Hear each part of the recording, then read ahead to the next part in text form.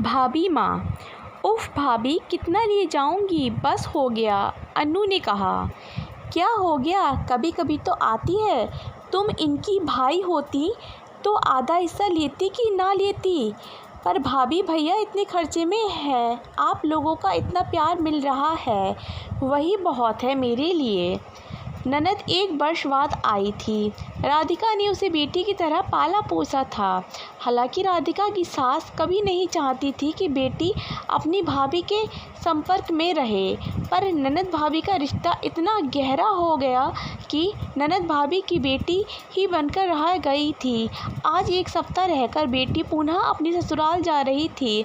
बहू, जा किचन में जा, दूध उबल पर है। राधिका की सास उनके पास आते ही बोली।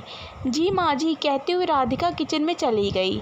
बहू के किचन में जाते ही सास ने अपनी बेटी को 10,000 रुपये अपनी साड़ी के पल्लू में से निकाल कर दिया। यह क्या माँ, रख ले बेटी, तेरे काम आएंगे। पर माँ, तुझे यह मिले कहाँ? आपकी कोई नौकरी तो है नहीं?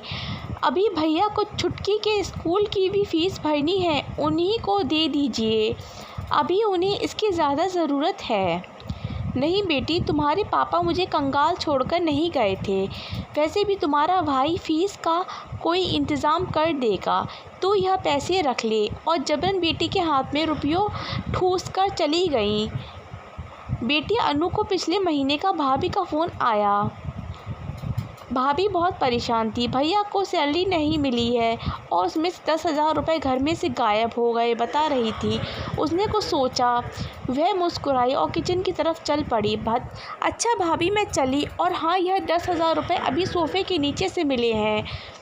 मेरी जूती उसके नीचे चली गई थी, जूती तलाशने में यह भी मिले।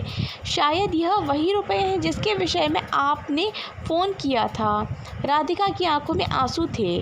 वह सास और ननद की बातें सुन चुकी थी। ननद को अपने आगोश में भर लिया और धीरे से कहा, तू मेरी सबसे बड़ी बेटी है। ननद भाभी दोनों मुस्कुरा पड़ी। सच है, जीवन का यह भी एक सुंदर रूप है।